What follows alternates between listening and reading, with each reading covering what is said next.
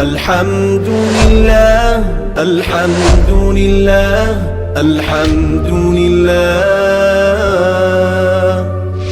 الحمد لله الحمد لله الحمد لله الحمد لله.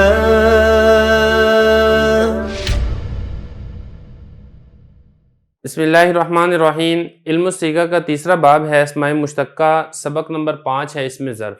اردو میں یہ سارا سبق مکمل تفصیل سے ہم سمجھ چکے ہیں. آج کے اس ویڈیو کے اندر ہم اسی سے متعلقہ فارسی عبارت کو حل کریں گے. آپ پہلے عبارت دیکھ لیں پھر ترجمہ کریں گے، آخر میں اس کی تشریح کرتے ہیں.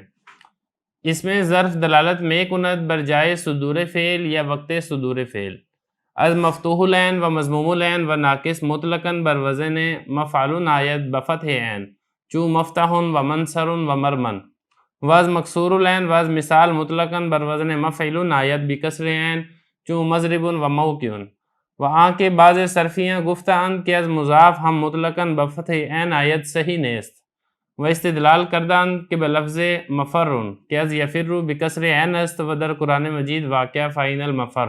عبارت پڑھ دی ہے، اس کا ترجمہ دیکھ لیں پھر اس کی تشریح کرتے ہیں. حضرت فرما رہے ہیں کہ اس میں ظرف دلالت کرتا ہے صدور فعل کی جگہ پر یا وقت صدور فعل پر. مفتوح العین سے، مضموم العین سے اور ناقص سے مطلقاً مفعول کے وزن پر آتا ہے عین کے فتح کے ساتھ، جیسے مفتح منصر مرمن، اور مکسور العین سے اور مثال سے مطلقاً مفعول کے وزن پر آتا ہے عین کے کسرہ کے ساتھ، جیسے مضرب اور موقع. اور جو کہ بعض صرفی کہتے ہیں کہ مضاف سے بھی مطلقاً عین کے فتح سے آتا ہے، صحیح نہیں ہے. اور استدلال ہے یہ، اور استدلال کرتے ہیں لفظ مفرن سے کہ جو یفر کسر عین کے ساتھ ہے، قرآن مجید میں واقع ہے فاعل المفر. بات وہی ہے جو کہ ہم اردو کے اندر سمجھ چکے ہیں، آپ کو ترجمے سے بھی واضح ہوگی. تھوڑی سی تشریح و ساتھ ساتھ ہم کر دیتے ہیں. حضرت نے پہلے فرمایا کہ اس میں ظرف دلالت کرتا ہے جائے صدور فعل پر. جا کہتے ہیں فارسی میں جگہ پر، صدور فعل کے صادر ہونے کی جگہ پر، یعنی فعل کہاں پر واقع ہوا ہے، جو جگہ جو لفظ بتاتا ہے اس کو اس میں ظرف کہا جاتا ہے. یہ اسی طریقے سے فعل جس وقت صادر ہوا ہے اس وقت کو بتانے کے لیے جو لفظ استعمال ہوتا ہے اس کو اس میں ظرف کہتے ہیں. آگے وہی بات ہے کہ مفتوح العین یعنی مضارع کا عین کلمہ مفتوح ہو یا مضارع کا عین کلمہ مضموم ہو یا پھر ناقص کا صیغہ ہو، ان تینوں بابوں سے مطلقاً یہ مفعول کے وزن پر آتا ہے عین کے فتح کے ساتھ، جیسے مفتح منصر اور مرمن. یہ ساری تفصیل میں آپ کو اردو میں بتا چکا ہوں. اور اسی طرح مکسور العین یعنی مضارع میں عین کلمہ مکسور ہو اور مثال، ان دونوں سے مطلقاً مفعول کے وزن پر آتا ہے عین کلمہ کے کسرہ کے ساتھ، جیسے مضرب یہ ہے مضارع مکسور العین کی مثال اور موقع یہ مثال ہے مثال کی. اور اسی طرح جو بعض صرفی یہ کہتے ہیں کہ مضاف سے بھی عین کے فتح کے ساتھ آتا ہے اس میں ظرف، اور وہ استدلال کرتے ہیں قرآن مجید میں لفظ مفرن سے جو کہ فرّ یا فر سے ہے. تو دیکھیں یہاں پر عین کلمہ اگرچہ مکسور ہے لیکن اس کے باوجود جو اس میں ظرف ہے وہ مفعول کے وزن پر آیا ہے. حضرت فرماتے ہیں کہ صحیح نیس، یہ استدلال کرنا صحیح نہیں ہے. اب استدلال کرنا کیوں صحیح نہیں ہے اور کیا جواب اس کا دیا جاتا ہے وہ ہم انشاءاللہ اس کے بعد ذکر کرتے ہیں. عبارت دیکھ لیں. صحیح این است کہ از مضاف مکسور العین بکسر عین آیت چنانچہ محل از حل یحل و لفظ محل ہم در قرآن مجید واقعہ حتی یبلغ الحدی محلہ و لفظ مفر را جواب دادا اند کہ ظرف نیست بلکہ مصدر میمی است. صیغہ ظرف کے برمانہ وقت دلالت کنند آن را ظرف زمان گویند و آن کے برمانہ جائے دلالت کنند آن را ظرف مکان گویند. بحث اس میں ظرف مضرب مضربانی مضربینی مضارب. گاہے ظرف بر وزن مفعلۃ ہم میں آیت چون مکحلۃ و بعض اوزان ظرف از غیر مکسور العین ہم مکسور آیت چون مسجد منسک مطلع مشرق مغرب مجزر، مگر دری اوزان موافق قیاس بر وزن مفعل ہم میں آیت. عبارت ہوگی یہ، ترجمہ دیکھ لیں پھر تشریح کرتے ہیں. صحیح یہ ہے کہ مضاف مکسور العین سے عین کے کسرہ کے ساتھ آتا ہے، چنانچہ محل حل یحل سے ہے، اور لفظ محل قرآن مجید میں بھی واقع ہے حتی یبلغ الحدی محلہ. اور لفظ مفر کا جواب دیا گیا ہے کہ یہ ظرف نہیں ہے بلکہ مصدر میمی ہے. صیغہ ظرف جو کہ وقت کے معنی پر دلالت کرتا ہے اس کو ظرف زمان کہتے ہیں، اور وہ جو فعل کی جگہ پر دلالت کرتا ہے اس کو ظرف مکان کہتے ہیں. اس میں ظرف کی بحث مضرب مضربانی مضربینی مضارب.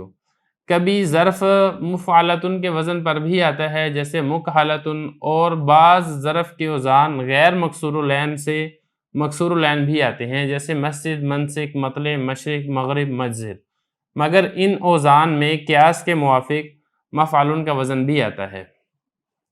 عبارت ہو گئی ہے، ترجمہ ہو گیا، تشریح کی طرف چلتے ہیں۔ دیکھیں اس سے پہلے بعض لوگوں نے یہ کہا تھا کہ مضاف سے جو مکسور العین مضاف ہو اس سے مفعول کے وزن پر اسم ظرف آتا ہے۔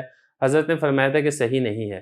صحیح بات کیا وہ یہاں سے بتا رہے ہیں کہ مضاف مکسور العین ہو، جیسے فرّ یا فر ہے، اس سے بھی عین کے کسرہ کے ساتھ ہی اسم ظرف آتا ہے، جیسے محل حل یحل سے ہے، اور محل کا لفظ قرآن مجید میں بھی واقع ہے، حتی یبلغ الحدی محلہ۔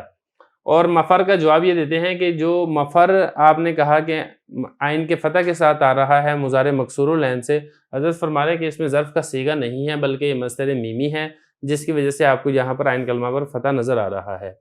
آگے بتا رہے ہیں کہ ظرف جو کہ وقت کے معنی پر دلالت کرتا ہے، یعنی وقت ہونا بتاتا ہے، اس کو ظرف زمان کہتے ہیں، اور وہ جو جگہ پر دلالت کرتا ہے، یعنی جس جگہ پر فعل واقع ہوا ہے وہ بتاتا ہے، اس کو ظرف مکان کہتے ہیں۔ آگے اس کی گردان ہے مضرب، مضربانی، مضربینی، مضارب۔ مضربینی یہ وہی مضربانی ہے، فرق یہ ہے کہ یہ حالت رفعی ہے اور مضربینی حالت نصبی اور حالت جری ہے۔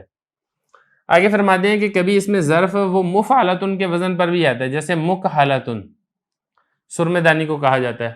اور آگے فرمایا کہ ظرف کے بعض اوزان غیر مکسور العین سے ہونا تو یہ چاہیے تھا کہ وہ مفتوح العین کے وزن پر آئیں، جیسا کہ اصول اور قاعدہ کلیہ ہے، لیکن یہ مکسور العین پر بھی آ جاتے ہیں، جیسے مسجد، منسک، مطلع، مشرق، مغرب، مجزر۔